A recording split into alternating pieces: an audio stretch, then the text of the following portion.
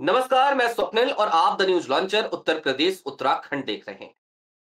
बात तो दिल्ली दरबार के हिलने की हो रही थी। बात तो ये चलने लगी थी कि मोदी जी का आभा मंडल कमजोर पड़ने लगा है। बात तो ये चल रही थी कि कहीं नायडू धोखा तो नहीं देंगे।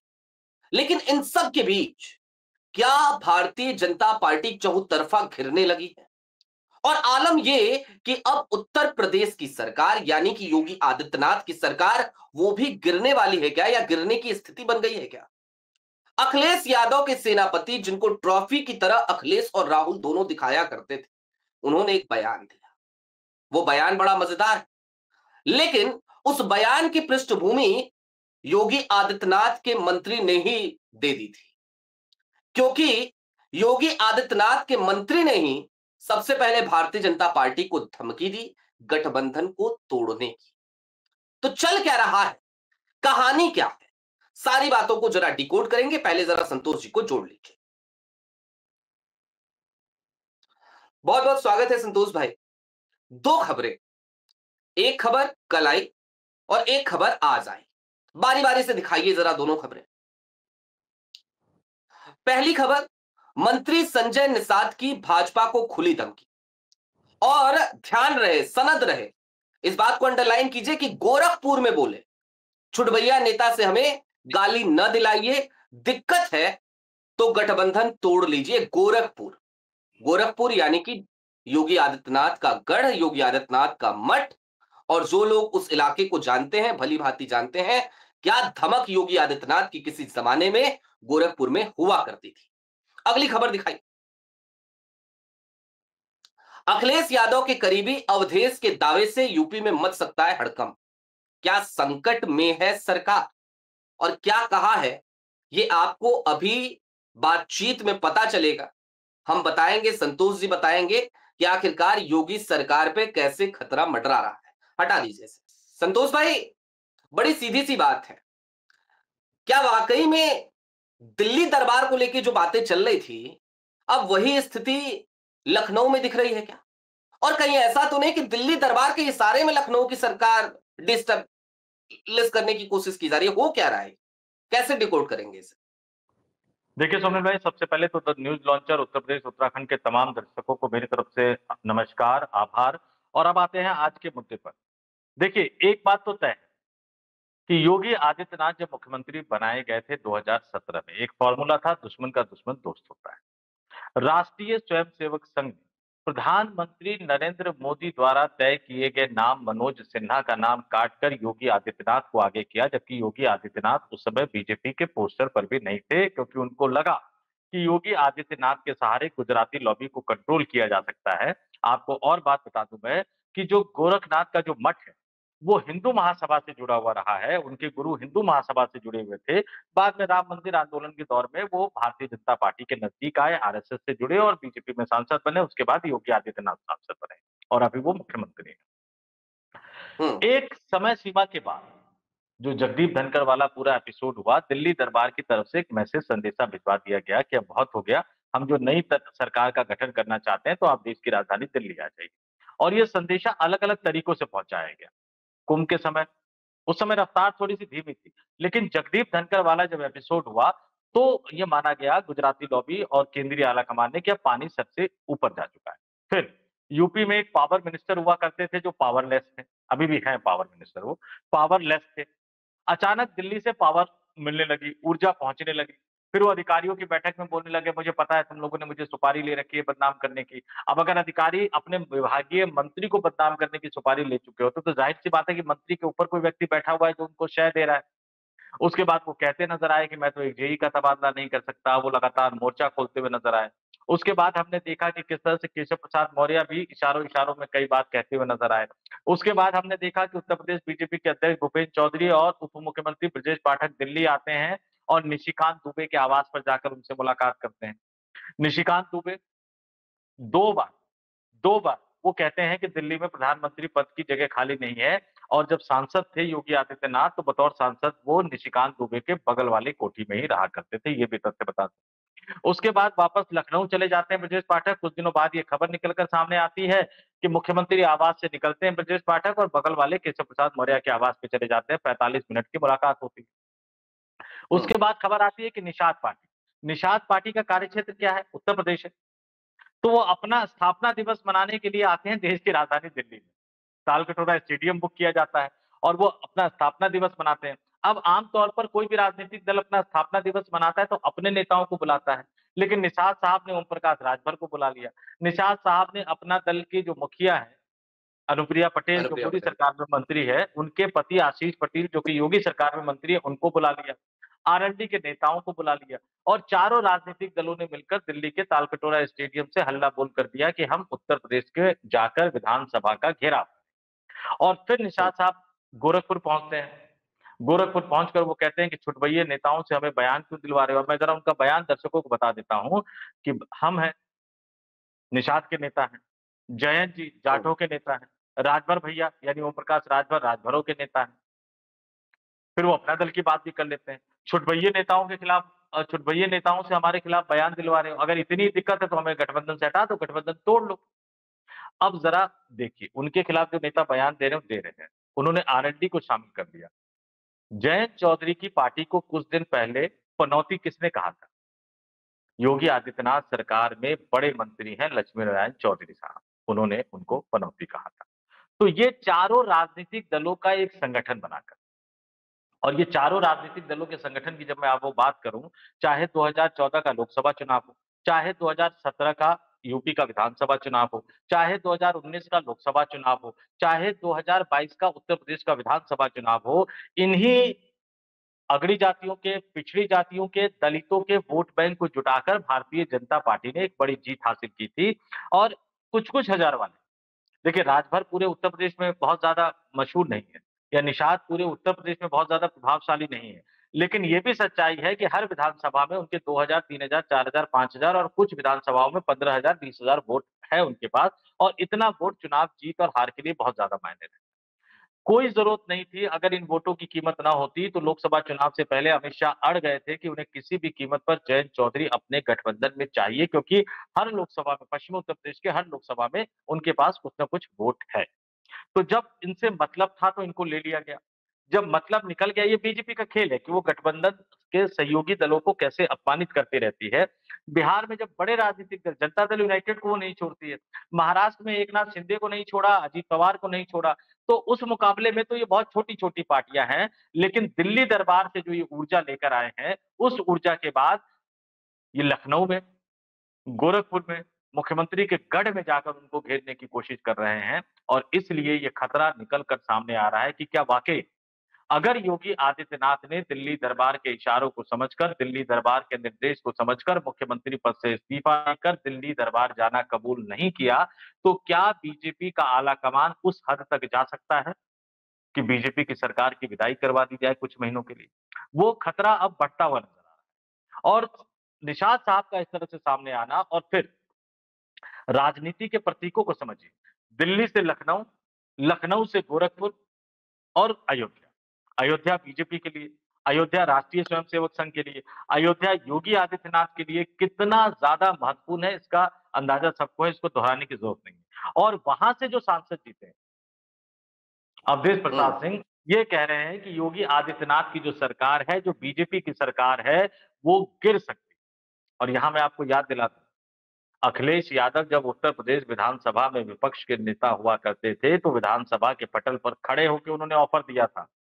हालांकि उन्होंने ऑफर किसी और को दिया था, केशव प्रसाद मौर्य को दिया था, कि हम तो पीडीए की बात कर रहे हैं, हमारे पास विधायक हैं, आप 100 विधायक तोड़ के ले आइए और वो सामने वाली कुर्सी पे, हम्म। पहले नंबर वाली कुर्सी पर बैठ जाइए, यानी मुख्यमंत्री बन जाइए। और अखिलेश यादव जिस तरह से कांग्रेस, बीजेपी, इन तमाम राजनीतिक दलों की रणनीतियों को समझ रहे हैं। अखिलेश यादव, पहले कांग्रेस ने क्या-क्या किया, बीजेपी ने किस तरह से क्या-क्या किया, ये तमाम चीजों को समझ रहे हैं। अखिलेश यादव को इस बात का भी पता है, ज़ाहिर तौर पर उन्होंने विश्लेषण किया होगा कि कैसे 24 घंटे के लिए जगदम्बिका पाल मुख्यमंत्री बन गए थे, कैसे रोमेश भंडारी ने बीजेपी की सरकार को हटाने का प्रयास किया था, कैसे भारतीय जनता पार्टी और मायावती की सरकार गठबंधन में बनी और कैसे मायावती 6 महीने मुख्यमंत्री रही और जब बीजेपी की सरकार बनी तो मायावती ने समर्थन वापस लेकर सरकार गिराने की कोशिश की। इन तमाम तथ्यों की जानकारी उनके पास है और आज की तारीख में पूरा का पूरा जो इंडिया गठबंधन है, जिसके अंदर एक बात निकल कर सामने आ रही है कि फिलहाल किसी भी तरह से भारतीय जनता पार्टी की सरकार से मुक्ति लेना है। जैसे भावना बन रही है कि केंद्र में नरेंद्र मोदी सरकार को हटाना है, तो अगर यूपी में कोई विकल्प ऐसा बनता है, कोई नेता ऐसा निकल कर सामने आता है जो 100 विधायक तोड़ कर ला सकता है, तो फिर बीजेपी की सरकार की विदाई करवाने में कोई दिक्कत नहीं है। अवधेश प्रसाद सिंह ने इशारा कर दिया है। निषाद साहब के बयान ने उन चीजों को बढ़ावा दे दिया है और जिस तरह से योगी आदित्यनाथ अड़े हुए नजर आ रहे हैं, जिस तरह से योगी आदित्यनाथ दिल्ली दरबार से लड़ने की कोशिश कर रहे हैं, दो-दो हाथ करने के मूड में जुटे हुए हैं, उससे तो लग रहा है कि यूपी में आने वाले दिनों में बड़ा कुछ बड़ा हालांकि इस तरह के शब्द बिहार के साथ अटैच हो गए हैं, लेकिन फिर भी हम कह सकते हैं कि कुछ बड़ा खेला क्या उत्तर प्रदेश में हो सकता है। उपराष्ट्रपति चुनाव से 1-2 दिन पहले या उपराष्ट्रपति चुनाव के बाद। उपराष्ट्रपति हम्म। चुनाव के कुछ दिनों बाद। जी, स्वप्निल भाई। लेकिन लेकिन लेकिन लेकिन संतोष भाई, बड़ा कंफ्यूजन है इसमें। खेला होगा तो कराएगा कौन? उसके पीछे कौन होगा? भाई, अखिलेश यादव के सांसद ने कह दिया, ये बात समझ में आती है। लेकिन आज की तारीख में दिल्ली भी तो कंफर्टेबल पोजीशन में नहीं है। दिल्ली के साथ भी तो ऐसा नहीं है कि वो बड़ा एस्टेब्लिश होके बैठे हुए हैं। भाई, उनके यहां भी नायडू का पता नहीं क्या है, अलग सा रुख नजर आता है आजकल। नायडू अपने बेटे को चाह रहे हैं गद्दी देना, और गद्दी देंगे तो जाहिर सी बात है दिल्ली आएंगे, घर तो नहीं बैठेंगे।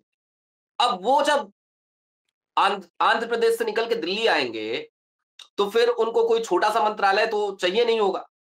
और मोदी जी बड़ा मंत्रालय, जो टॉप 3 मिनिस्ट्रीज हैं, उनमें से कोई एक देने में कंफर्टेबल होंगे ऐसा लगता नहीं है। तो ये कहानी कहां जा रही है? हमें तो दिल्ली सरकार भी स्टेब्लिश नहीं लग रही।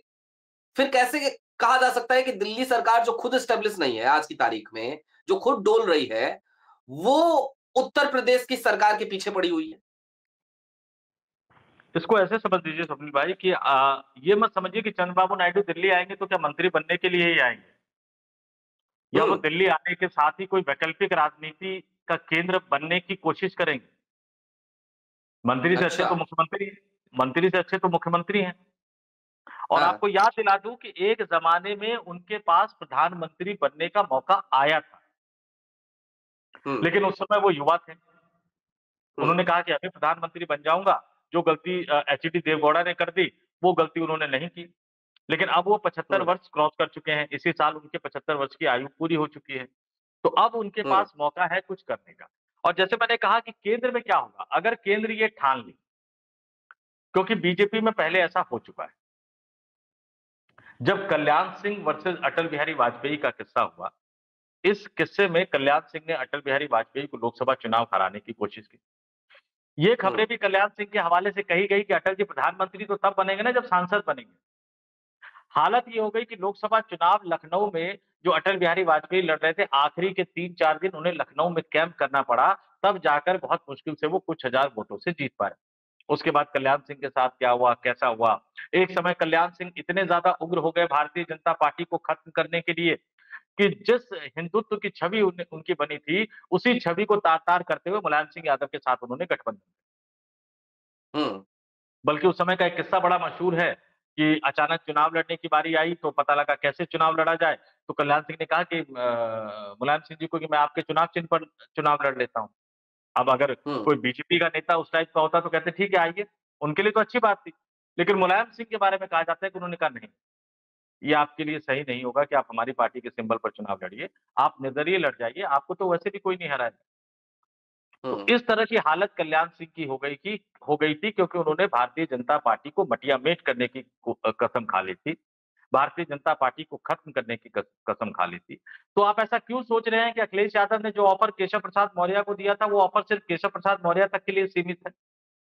अच्छा। आज आज दर्शकों को अजीब लग सकता है, लेकिन आने वाले दिनों में कोई भी निकल के आ सकता है। जरा मैं उत्तर प्रदेश की विधानसभा का गणित आपको बता देता हूँ। आज की तारीख में जो 403 सदस्यीय विधानसभा है, 258 हम्म। भारतीय जनता पार्टी के पास है। अनुप्रिया पटेल के पास 13 है। इसके बाद अगर हम आते हैं आरएलडी के पास 9 है, निषाद साहब के पास 5 है, सुभाषपा यानी राजभर साहब के पास 5 है। यानी कुल मिलाकर ये जो आंकड़ा है ये 290 तक पहुँचता है, लेकिन 258 ही अकेले भारतीय जनता पार्टी के पास।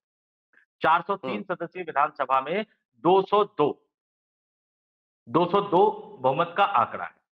आज की तारीख में लग रहा होगा कि भारतीय जनता पार्टी को तोड़ना बहुत मुश्किल है, लेकिन अगर केंद्र में कोई नई सरकार बनती, केंद्र में अगर कोई नया समीकरण बनता है, तो राज्यपाल भी बदला जाएगा। आनंदीबेन पटेल हटेंगी, कोई और राज्यपाल बन के आएगा। क्या वो रमेश भंडारी साहब की तरह से होंगे? और फिर समाजवादी पार्टी के जो अलायंस का आंकड़ा है, वो जरा मैं बता देता हूँ। समाजवादी पार्टी के पास 107 है, कांग्रेस के पास 2 है, यानी 109 है। और ऐसे में कोई भी, मैं फिर से दोहरा रहा हूँ, कोई भी 93 विधायक लाकर अखिलेश यादव से समर्थन मांगेगा, तो कंफर्टेबल बहुमत में आ जाएगा। लेकिन हाँ, आज की तारीख में ये मुश्किल लग रहा होगा। मुश्किल तो ये भी था, किसी ने सोचा नहीं होगा कि कल्याण सिंह और मुलायम सिंह यादव गठबंधन करेंगे, लेकिन वो भी उत्तर प्रदेश की राजनीति में हुआ था। अगर केंद्र सरकार इस बात पर अड़ जाए कि योगी आदित्यनाथ इस्तीफा नहीं दे रहे हैं, तो हमें किसी भी सूरत में उनको विदा करना पड़ेगा। तो कैसे करेंगे? विधायक दल की बैठक बुलाएंगे।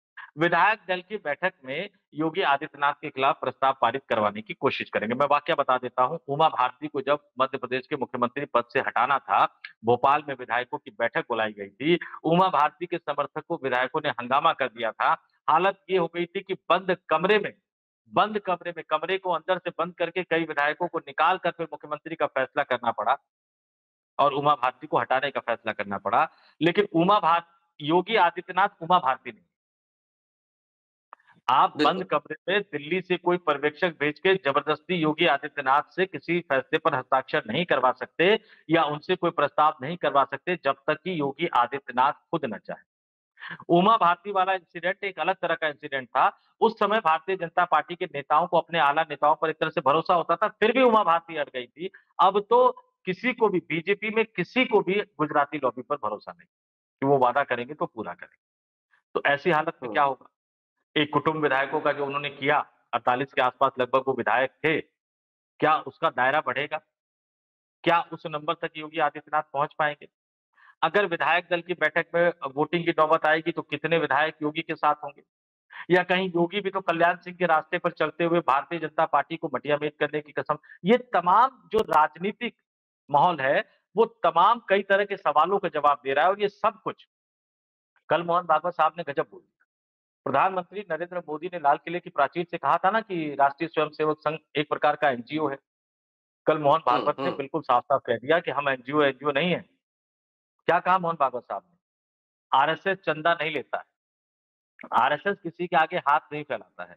आरएसएस किसी से पैसा नहीं माँगता है। आरएसएस के स्वयंसेवक जो गुरु दक्षिणा देते हैं, उसी से हमारा काम चलता है। चाहे नागपुर का हम्म। कार्यालय हो, चाहे दिल्ली का राष्ट्रीय स्वयंसेवक संघ का केशवपुंज का मुख्यालय हो। तो उन्होंने कह दिया, हम चंदा नहीं माँगते, हम पैसा नहीं माँगते, हम हाथ नहीं फैलाते, कोई पैसा दे भी देता है, तो हम उसको वापस करके आ जाते हैं, तो फिर हम कहाँ से एनजीओ? यानी उन्होंने नरेंद्र मोदी साहब को एक सीधा-सीधा झटका देने की कोशिश की है। आज भी 5:30-6 बजे मोहन भागवत साहब का भाषण होगा, देखते हैं उसमें क्या कुछ बोलेंगे और कल तो सवाल-जवाब होगा। उस सवाल-जवाब से कई चीज़ें निकल कर सामने आ जाएगी।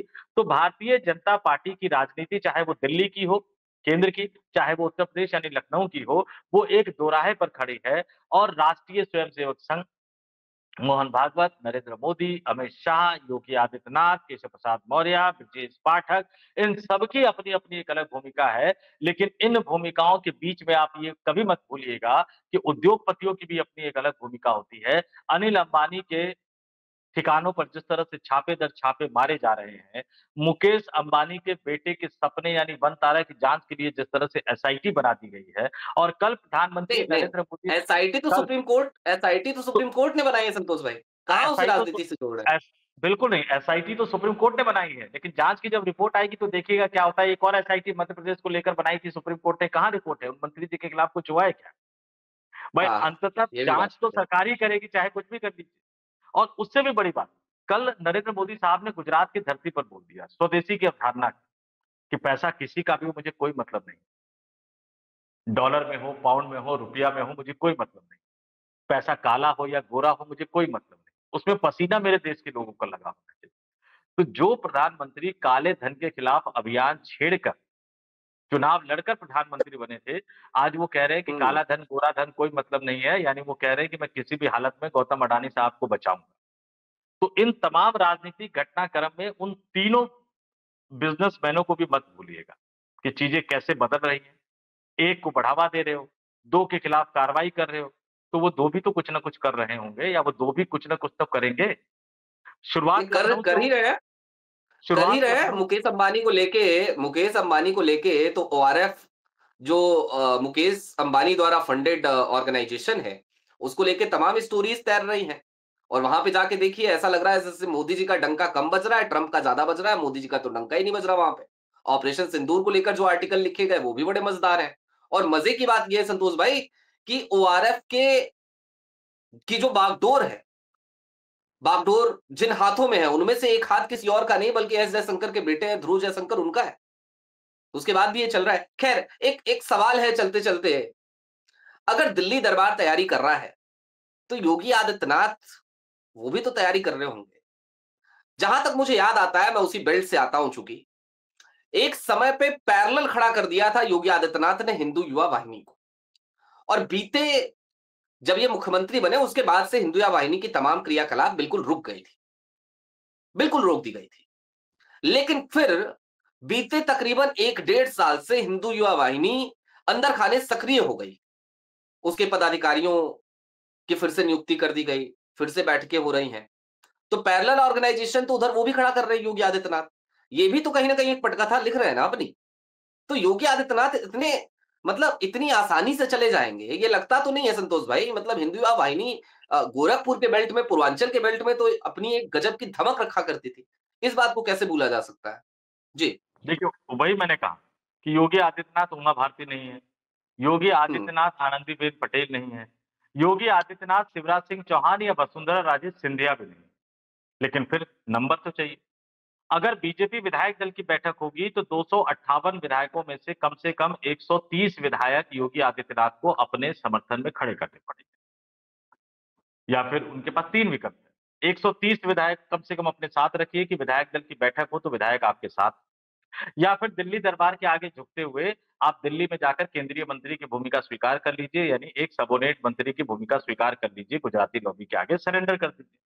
या तीसरा, जो अखिलेश यादव का ऑफर है कि आप 93 विधायक जुटाइए, यानी 100 के लगभग विधायक जुटाइए और खेला करने की तैयारी कर लीजिए। हालांकि उसमें भी चूंकि 2/3 का नियम लागू होगा, तो वो खेला तभी हो सकता है जब राज्यपाल अपना हो।